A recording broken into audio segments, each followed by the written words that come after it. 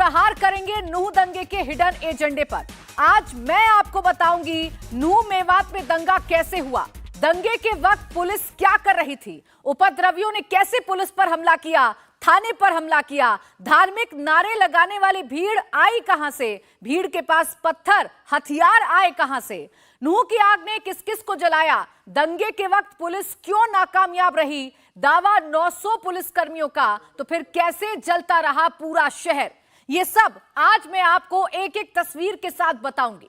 शुरुआत पुलिस की एफआईआर के साथ करते हैं। नूह दंगे की 12 एफआईआर इस वक्त मेरे पास है, मेरे हाथ में है, जिसकी एक एक लाइन ये बता रही है कि उपद्रव सुनियोजित तरीके से हुआ। अभी तक आपने नूह दंगे की अलग अलग कहानियां सुनी। दंगे वाली थ्योरी में ये बताया गया कि कैसे दोनों तरफ से हिंसा हुई, लेकिन पुलिस की एफआईआर कहती है कि भीड़ ने तो पुलिस वालों पर ही हमला कर दिया। नूह दंगे की ये पहली एफआईआर कॉपी आपके सामने में रख रही हूं। 31 जुलाई क्या कुछ हुआ, अकबर चौक पर क्या कुछ हुआ, इस एफआईआर का एक एक शब्द बताने के लिए काफी है।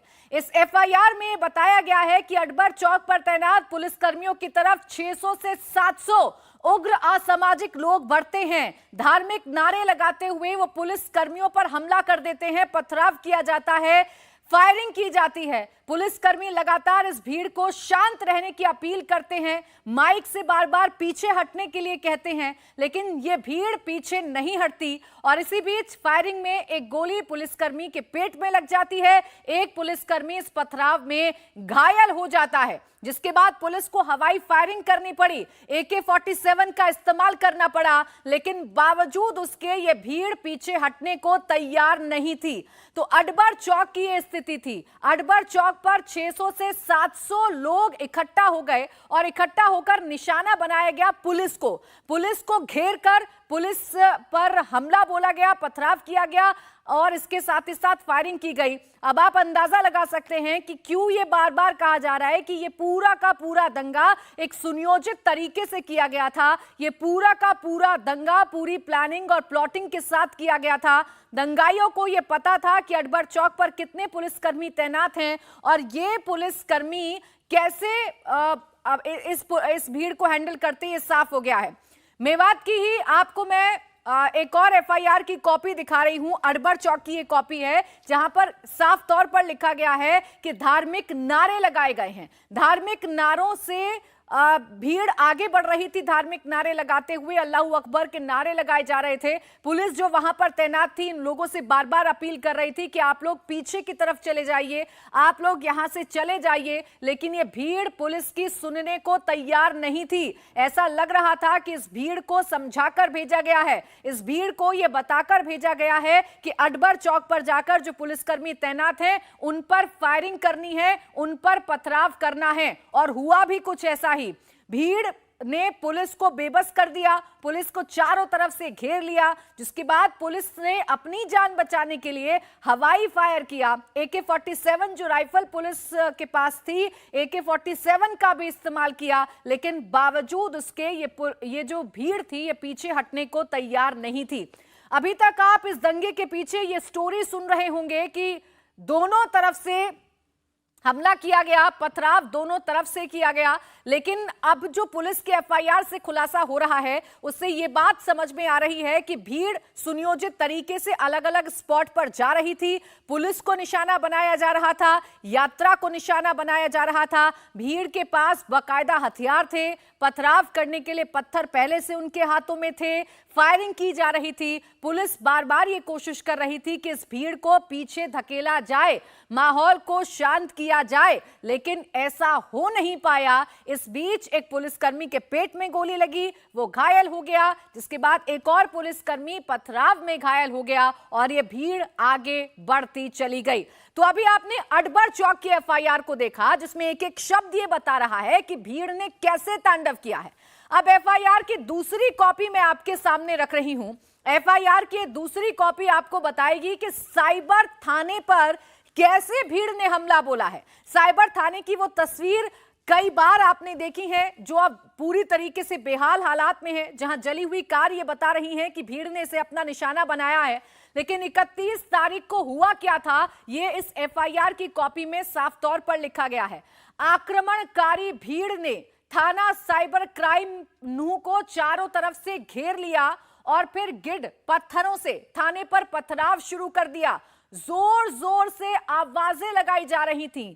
अंदर जो पुलिसकर्मी मौजूद थे उनके मुताबिक जोर जोर से भीड़ ये आवाज लगा रही थी कि इन सबको जिंदा जला दो। यानी प्लानिंग ये की जा रही थी कि उस थाने को निशाना बनाया गया है तो थाने पर आग लगा दो, थाने के आग के हवाले कर दो, ताकि जो अंदर पुलिसकर्मी मौजूद है उनकी जान चली जाए। आलम यह हुआ कि जो लोग बाहर बैठे हुए थे, जो लोग बाहर सरकारी गाड़ी में बैठे हुए थे, पुलिसकर्मी बैठे हुए थे, वो अपनी जान बचाने के लिए साइबर क्राइम थाना नूह के अंदर आ गए और इसी दौरान उपद्रवियों ने भी थाने में प्रवेश शुरू कर दिया। बाकायदा थाने की दीवार को एक बस के जरिए गिराया गया और फिर इस थाने में घुसकर भीड़ ने तांडव मचाना शुरू कर दिया। भीड़ ने पथराव करना शुरू कर दिया। जिंदा जलाने की बात भीड़ की तरफ से कही जा रही थी। जो गाड़ियां खड़ी हुई थी, जो पुलिसकर्मियों की गाड़ियां खड़ी हुई थी साइबर थाने में, उस गाड़ी को भी आग के हवाले कर दिया गया है। तो ये एक एक शब्द एफआईआर का ये बता रहा है कि आक्रमणकारी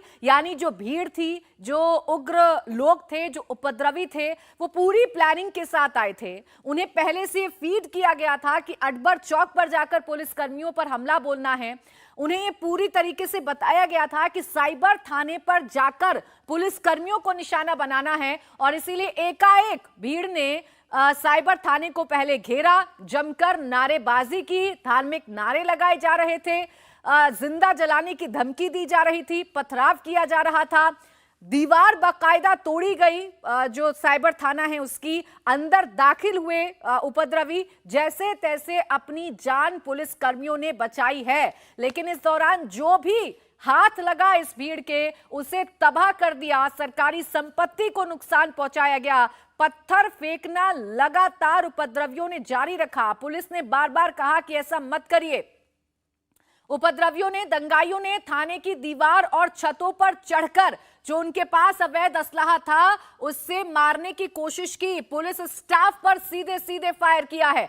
तो ये मामला सिर्फ इतना भर नहीं है कि एक यात्रा को निशाना बनाना था, बल्कि यहां तो पुलिस को भी निशाना बनाने की मंशा के साथ ये जो भीड़ थी वो आगे बढ़ रही थी। अकबर चौक पर पहले हमला किया गया। 600 से 700 की संख्या में भीड़ आई थी।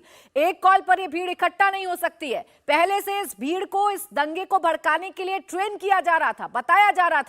ये साफ तौर पर समझ में आ रहा है। अकबर चौक के बाद साइबर थाने के भी हालात ऐसे हो गए कि पुलिस को यहां से जान बचाकर भागना पड़ा, क्योंकि पुलिसकर्मी कम थे और बाहर से आने वाली भीड़ ज्यादा थी। 600 से 700 की संख्या में अगर भीड़ हमला बोलेगी तो आप खुद अंदाजा लगा सकते हैं कि सामने पुलिसकर्मी कितने बेबस हो जाएंगे। उनके हाथ में असलहा था, उनके हाथ में पत्थर थे, अपनी गाड़ियों के साथ, एक बस के साथ आए थे। बस से हमला बोला गया, पथराव किया गया और जमकर नारे लगाए गए कि पुलिस कर्मियों को जला दो, इस थाने को जला दो। यानी थाने को जलाने की कोशिश की जा रही थी। अंदर जो पुलिसकर्मी थे उनकी जान लेने की कोशिश की जा रही थी। तो ये दोनों एफआईआर ये बता रही हैं कि एक तरफ पुलिसकर्मी जिनकी भूमिका पर, जिनकी एक्शन पर दंगे में सवाल खड़े हो रहे हैं, पुलिसकर्मी की तैनाती को लेकर सवाल खड़े हो रहे हैं। यही पुलिसकर्मी दंगाइयों के टारगेट पर भी थे। दंगाई ये प्लान बनाकर आए थे कि पुलिसकर्मियों को भी टारगेट करना है, ना सिर्फ यात्रा पर हमला करके माहौल खराब करना है, दंगे को भड़काना है, बल्कि वो पुलिसकर्मी जो सुरक्षा में तैनात किए गए हैं, वो पुलिसकर्मी जिनकी जिम्मेदारी यह है कि व्यवस्थाओं को दुरुस्त किया जाए, जिनकी जिम्मेदारी यह है कि यात्रा को शांतिपूर्ण तरीके से निकलवाया जाए, उन्हीं पुलिस कर्मियों पर भी हमला करना है। और कुछ हुआ ही ऐसा। अकबर चौक पर हमला किया गया। जो दूसरी एफआईआर की कॉपी आपने देखी वो साइबर थाने की एफआईआर कॉपी है, क्योंकि साइबर थाने पे जो कुछ हुआ वो चौंकाने वाला था, वो हैरान कर देने वाला था। इसके बाद एक और कॉपी मैं एफआईआर की आपको दिखाऊंगी, क्योंकि एक दो नहीं 12 एफआईआर की कॉपी हम लोगों के पास है और ये एक एक शब्द इन एफआईआर की कॉपी का ये बता रहा है कि कैसे भीड़ ने सब कुछ अपने हाथ में ले लिया था, पूरा कंट्रोल अपने हाथ पे ले लिया था और कोशिश ये की जा रही थी कि जैसे तैसे इस माहौल को खराब करवाया जाए, जैसे तैसे उपद्रवी अपने हाथ में सब कुछ ले लेना चाहते थे और इसीलिए पुलिस कर्मियों पर भी हमला बोला गया, यात्रा को भी निशाना बनाया गया, पहले से असलहों को इकट्ठा किया गया, पहले से पत्थरों को इकट्ठा किया गया, पेट्रोल बम बनाए गए, वो जगह चिन्हित की गई जहां जहां पर ये यात्रा होकर गुजरनी थी या जहां जहां पर पुलिस कर्मियों की तैनाती की गई थी, उन जगहों को पहले से चिन्हित कर लिया गया था। और जैसे ही यात्रा शुरू होती है वैसे ही भीड़ का तांडव शुरू हो जाता है, उपद्रवियों का तांडव शुरू हो जाता है और सड़क पर उतरकर भीड़ फिर वो करने लगती है जो किसी के भी मन में दहशत पैदा कर सकता है, जो किसी को भी डरा सकता है। आप अंदाजा लगाइए, जब एक थाने पर भीड़ अटैक कर दे और पुलिसकर्मी जिन पर यह जिम्मेदारी है कि वो आपकी और हमारी सुरक्षा करें, वही अपनी जान बचाने को लेकर भागने लगे, तो आप अंदाजा लगा सकते हैं कि स्थिति कितनी भयावह हो चुकी होगी। अब हिंसा की शुरुआत नूह के झंडा चौक से हुई थी। वहां पर तैनात पुलिसकर्मी ने क्या देखा, एफआईआर में क्या क्या बताया, किन किन लोगों का नाम लिखवाया, झंडा चौक में तैनात सिपाही रविंद्र की इस एफआईआर में दहशत की पूरी रिपोर्ट है। और इस एफआईआर में सिपाही जो बता रहे हैं वो एक एक शब्द ये बता रहा है कि भीड़ कैसे झंडा चौक पर पहुंची, माहौल को खराब किया गया। 600 से 700 आदमी एक साथ आ रहे थे, लाठी डंडे उनके हाथ में थे, पत्थर उनके हाथ में थे, अवैध हथियार उनके हाथ में थे। यात्रा में आने वाले लोगों को, आने जाने वाले लोगों को, वाहनों को और पुलिस पार्टी पर जानलेवा हमला करते हुए झंडा पार्क से नूह बस अड्डा की तरफ अलवर से सोहना रोड पर होते हुए उग्र भीड़ को रोकते हुए जा रहे थे। ये पुलिसकर्मी की इस एफआईआर में लिखा हुआ है और इस एफआईआर में वो साफ बता रहे हैं कि बहुत कोशिश की गई कि जो भीड़ है, जो उग्र भीड़ है, उसे झंडा चौक पर ही रोक दिया जाए, लेकिन ऐसा हो नहीं पाया। झंडा चौक पर पुलिस रोक नहीं पाई इन तमाम उपद्रवियों को और ये उपद्रव बढ़ता चला गया, जिसने नूह समेत मेवात के कई इलाकों को अपनी चपेट में ले लिया, हरियाणा के कई इलाकों को अपनी चपेट में ले लिया। आग ऐसी भड़की कि उसके दाग, उसका दर्द आज भी हरियाणा में देखने को मिल रहा है। पुलिस लगातार एक्शन ले रही है। अब देखिए, नूह में बवाल हो गया, पुलिस की भूमिका, एक्शन इस वक्त सवालों में है कि पुलिस ने वक्त रहते एक्शन क्यों नहीं लिया। एफआईआर कॉपी ये बता रही है कि भीड़ ने न सिर्फ आम लोगों को बल्कि पुलिस को भी निशाना बनाया। इसके बाद अब नूह में पुलिस एक्शन में नजर आ रही है, पुलिस कदम उठा रही है।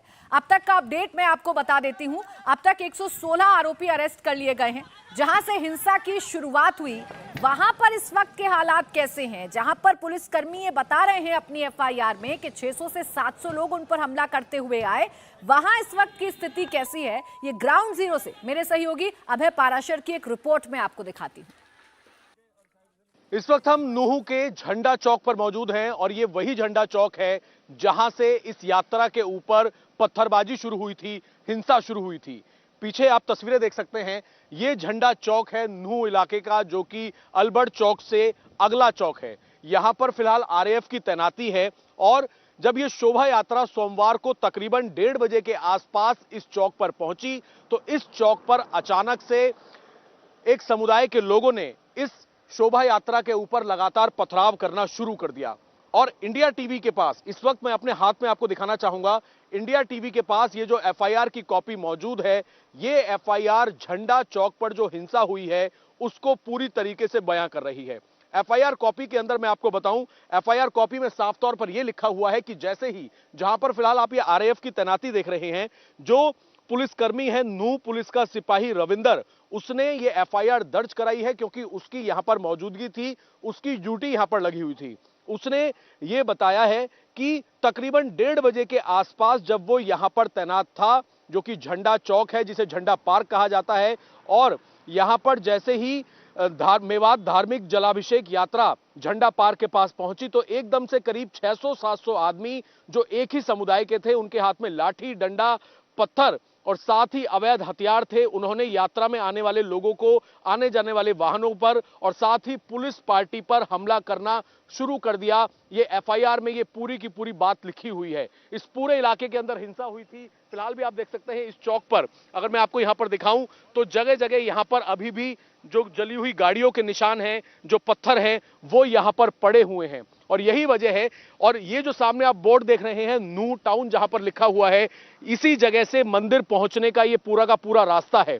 और यहां पर अभी आरएएफ की तैनाती की गई है। और एफआईआर के अंदर अगर हम बात करें तो झंडा चौक पर जो पुलिसकर्मी ने एफआईआर दर्ज कराई है, उसने कुछ आरोपियों के, कुछ दंगाइयों के नाम भी बताए हैं। इसमें सबसे पहले मैं आपको बताऊं कि जो रविंदर है, उसने इसमें बताया है कि रिजवान पुत्र साकिर, इसके अलावा इयम पुत्र खालिद, शौकीन पुत्र मुबीन, सरफराज के अलावा तौफिक, इरशाद और इसके अलावा कई और अज्ञात लोगों के खिलाफ ये एफआईआर दर्ज कराई। इंडिया टीवी हर वक्त हर जगह डाउनलोड करने के लिए सर्च करें India TV news Google play store या ऐप स्टोर पर।